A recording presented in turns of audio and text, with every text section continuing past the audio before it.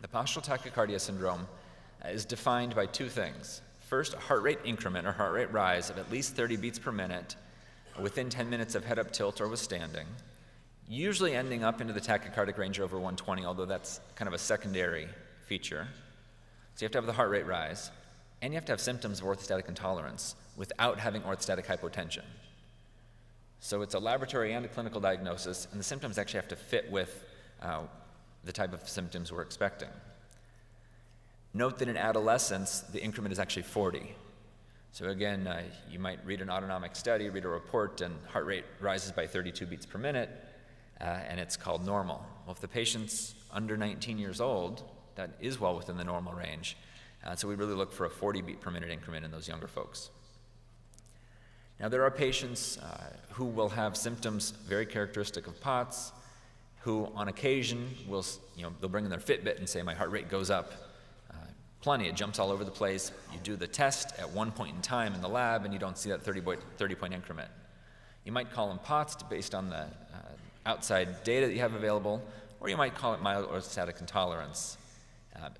Really gives you a diagnosis and a therapeutic approach which doesn't differ anything from just calling it POTS.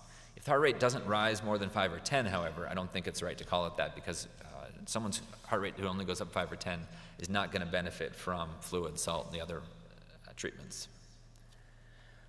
We saw the orthostatic hypotension tilt study earlier. Blood pressure drop, minimal heart rate rise. POTS is the opposite. You might see an initial blood pressure drop, but otherwise it holds itself pretty steady. Despite that, the heart rate just keeps going up and up and up during 10 minutes of head-up tilt. As soon as the patient lies back, they feel better and the heart rate comes back down. This is typical POTS.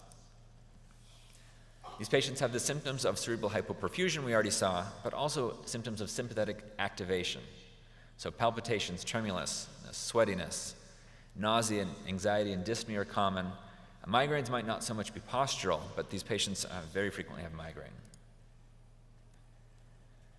POTS is a disorder that can affect men and women, but is 5 times more likely in women.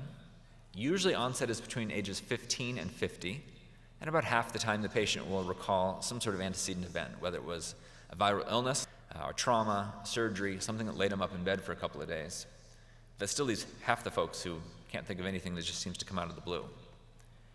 POTS is not rare. It's 5 to 10 times more common than orthostatic hypotension, which puts it at about 170 per 100,000 people.